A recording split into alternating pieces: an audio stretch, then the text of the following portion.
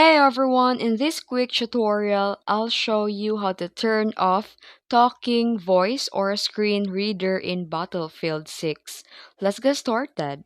So, if you're hearing a voice read every menu option aloud, that means that the screen reader is turned on. It's super easy to disable.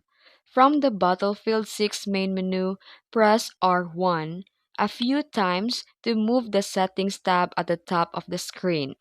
Once you're in the Settings, navigate to Accessibility section.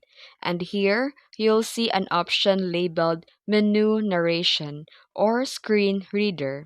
This feature will usually turn on automatically when the game is first installed. Simply toggle the option off and the voice will stop immediately. And once you switch it off, you won't have to deal with narration again. And that's how to turn off the talking voice in Battlefield 6 menu. If this video helped you, don't forget to like and subscribe for more tutorials. Thanks for watching.